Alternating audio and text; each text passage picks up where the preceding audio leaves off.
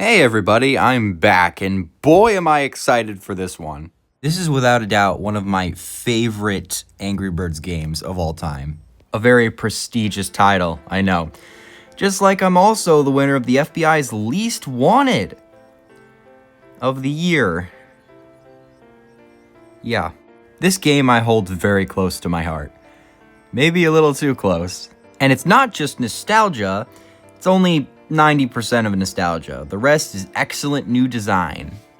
And a brand new bird.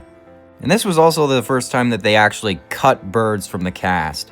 Which is why I will never forgive Rovio. They removed Hal. How could they do this to me?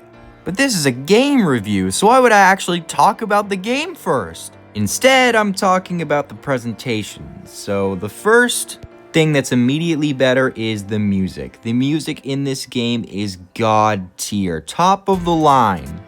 The theme is nothing to write home about, but holy shit, the ambiance is so amazing.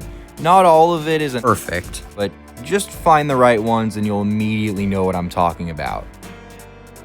Seriously, I implore you to check this soundtrack out. It's on YouTube, I have the link in the description. So yeah.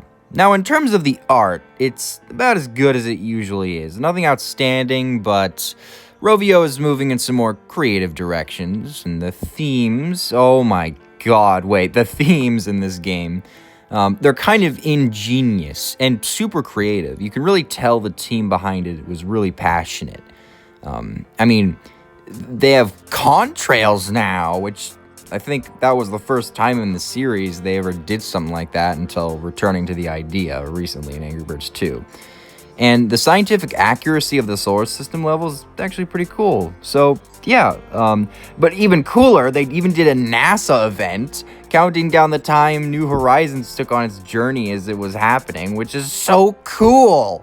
And they even have real live probes made by NASA in the game. Okay, enough about the presentation. Let's get on with the actual gameplay. Okay. So Rovio did the unthinkable for this game. They actually made a major change to the formula. And they even made a major change to the bird designs, even some of their abilities. They even have new cries. Now, in terms of the birds that didn't actually have their abilities changed, that would be Bubbles, Terrence, Red, Bomb, and the Blues. Now that I'm thinking about it, they didn't really change many of the birds, but the change with Chuck is drastic, I swear. Instead of just speeding up, Chuck will actually home in on any target you click on, which would be overpowered in any standard Angry Birds game, but because of the gravity mechanics in this one, it's a total godsend and allows for insanely creative levels. The gameplay variety in this one is off the damn charts.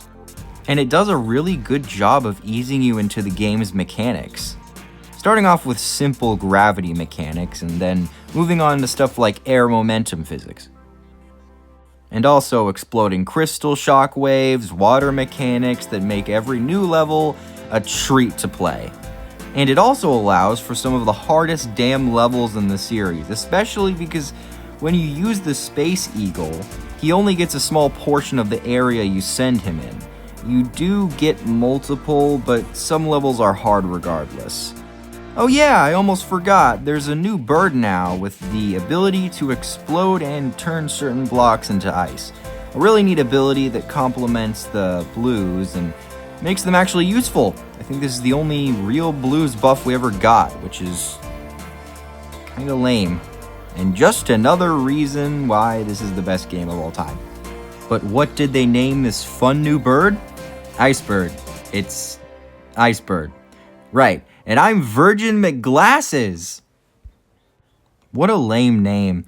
I mean, it's not like the names for the rest of the cast are super creative, but at least they had a reason to be named that way. Rovio never expected these original games to go very far, so it doesn't really make any sense. I mean, this is Skylanders levels of lazy naming.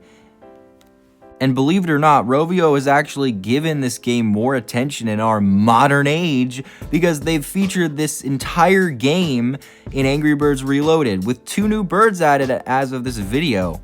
Those birds being Stella and Matilda, and not Hal. So, yeah, still burned about that, but the fact that this game is still available, well, actually, now available again to play with a new coat of paint is really nice. Now, finally, there's this feature called the Mirror Realm, which isn't that interesting. It's more or less just harder levels with the same theming of all the previous worlds, but I'm not arguing. Overall, I can't recommend this game enough to any Angry Birds fan, or casual for that matter. This is a game that deserves to be experienced by everyone. And that just about concludes my review of Angry Birds Space. Next time I'm diving right off the deep end and into Angry Birds Star Wars, which should be interesting. I can't wait to get demonetized by Disney. Oh wait, they already have, just because I mentioned the game. Well, I've been curious about this whole bankruptcy thing.